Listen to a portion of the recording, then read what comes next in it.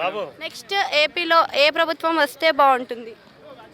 100కు 200% జగన్. జగన్ కాదు, జగన్ అనే తోడు రాడు 100%. చంద్రబాబు అనే పర్సన్ మనకు 100% వస్తాడని నాకు నమ్మకం ఉంది.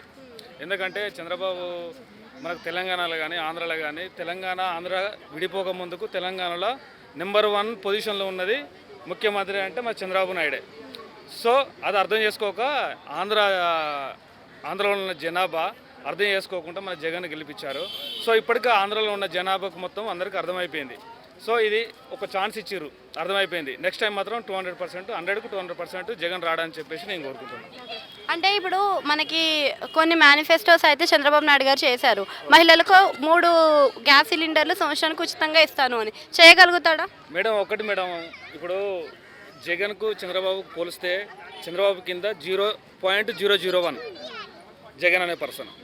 ఎందుకంటే చంద్రబాబు అనే వ్యక్తి ఎక్స్పీరియన్స్ పొలిటికల్లా ఈవెన్ మన టీఆర్ఎస్ మన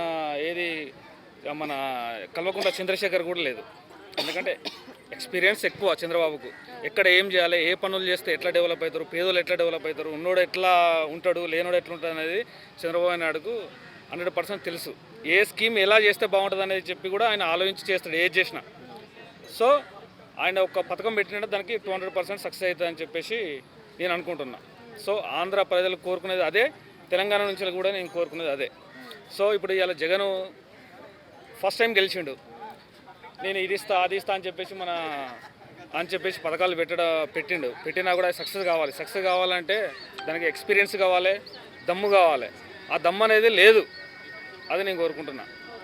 అంటే ఇప్పుడు మరి ఉద్యోగాల అవకాశాలు వస్తాయా చంద్రబాబు నాయుడు గారు అధికారం? 100% అవుతుంది. ఎందుకంటే ఆయనకు ఎక్స్పీరియన్స్ అయిపోయింది. ఒక్కసారి ఓటమికి పాలైనడు నెక్స్ట్ నేను ఎక్కడ తప్పు చేసినా, ఎక్కడనైతే నేను ఒక స్టెప్ వెనకకు పోయినా చెప్పేసి ఓడిపోయినోడు తెలుసుకుంటాడు. అది ఈవెన్ గేమ్ అయినా ఒక ఏదైనా సరే ఒక పర్సన్ ఎందుకు నేను బ్యాక్ అని అనేది తెలుసుకుంటాడు. దాన్ని ఊహించుకొని నెక్స్ట్ ఇంకో స్టెప్ తీసుకోగలుగుతాడు. సో చేయగలుగుతాడు 100%. ఆ నమ్మకం నాకు తెలంగాణ నుంచి నేను చెప్తున్నా. Thank you.